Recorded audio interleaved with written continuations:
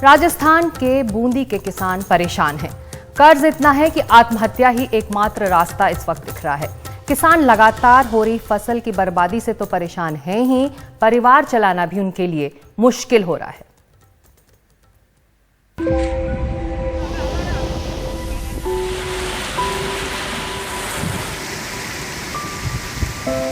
राजस्थान के बूंदी में बारिश किसानों पर कहर बनकर टूटी। बेमौसम बारिश से फसलें तबाह हो गई और किसान लाचार। फसल की बर्बादी किसान पृथ्वीराज बैरवा नहीं देख पाए और 19 मार्च को खेत पर ही कीटनाशक पी लिया। 3 दिन बाद अस्पताल में उनकी मौत हो गई। पृथ्वीराज बैरवा ने किसान क्रेडिट कार्ड के जरिए बैंक से 25 लाख रुपए का लोन लिया था। साथ ही उन्होंने साहूकारों से भी पैसा लिया था। मृतक किसान के 2 बेटे और उनकी पत्नियां कर्ज में डूबे हुए हैं और इसके अलावा कोई चारा नहीं। पेट पालने के लिए वो मजदूरी करने को मजबूर हैं। बड़ी बहू मनरेगा में मजदूरी करती है। दोनों बेटे रामनारायण, मनीष और छोटी बहू ममता मजदूरी के लिए कोटा जाते हैं। तो हमारा आदमी का कर्ज जमा तो 3 बच्चों की शादी के लिए मेरे पति ने कर्ज लिया था, यह सोचकर कि फसल अच्छी होगी तो कर्ज चुका देंगे, किंतु लगातार 3 साल से बेसमय बरसात के कारण 3 बीघा जमीन की फसल खराब होती गई और परिवार की आर्थिक स्थिति बिगड़ती गई। समय पर कर्ज चुका नहीं पाए और कर्ज बढ़ता रहा। बेसमय बारिश के बाद जब मेरे पति फसल को खराब होता देखकर उन्होंने कीटनाशक पीकर आत्महत्या कर ली। मेरे पति की मृत्यु के बाद प्रशासन वाले संवेदना प्रकट करने आए, लेकिन कोई मदद नहीं की। किसान माँ का पालन पोषण करेगा।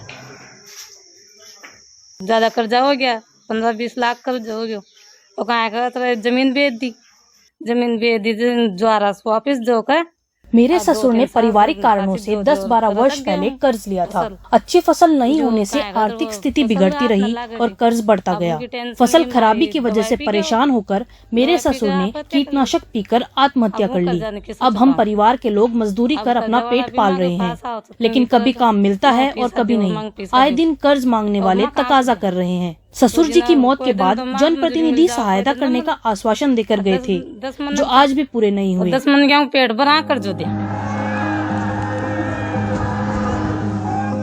एक और जहां राजस्थान सरकार किसानों की मदद के लिए योजनाएं ला रही है, वहीं दूसरी ओर किसान लगातार कर्ज में डूबते जा रहे हैं।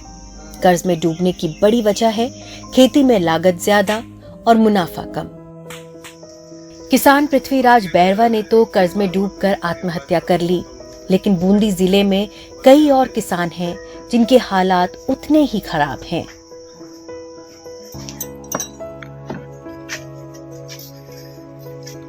तालोड़ के छपावदा गांव के प्रभुलाल बैरवा ने जमीन गिरवी रख 12 साल पहले 60,000 रुपए का कर्ज लिया था, जो अब बढ़कर 4 लाख रुपए का हो गया है।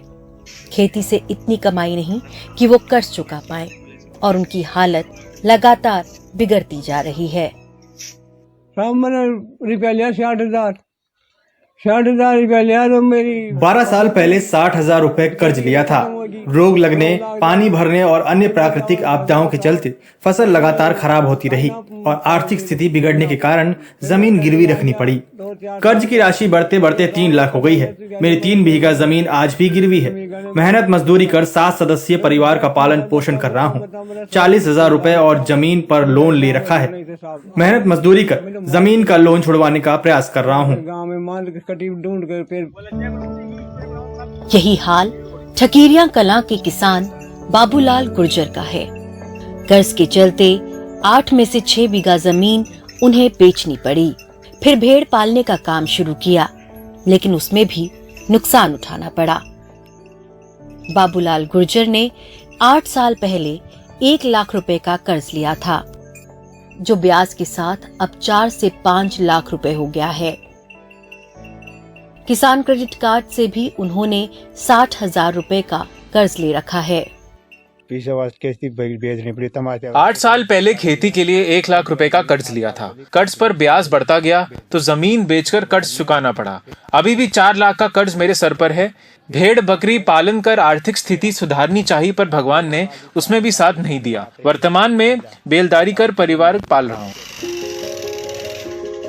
किसानों की कर्ज माफी के लिए सरकार ने करोड़ों रुपए खर्च कर दिए, लेकिन फिर भी किसानों की हालत में बदलाव नहीं आया। बूंदी में पानी की कमी भी नहीं है, फिर भी किसानों की हालत से साफ है कि उन तक मदद नहीं पहुंच रही है। हर्षा कुमारी सिंह की रिपोर्ट, एनडीटीवी इंडिया के लिए। राजस्थान के लिए बूंदी कहीं विदर्भ ना बन जाए। राज्य की सबसे उपजाऊ जमीन माने जाने वाली बूंदी, जहां के किसान साहूकारों के कर्जे में डूबे हुए हैं, मजदूरी करने को मजबूर हैं। 4 सालों में राज्य सरकार ने 15,000 करोड़ रुपए का किसान लोन माफ तो कर दिया है, लेकिन ये इस वक्त नाकाफी दिखता है, क्योंकि साहूकारों के कर्ज किसानों के लिए ज्यादा बड़ी समस्या है और इसके लिए आगे का रास्ता निकालना सरकार की जिम्मेदारी।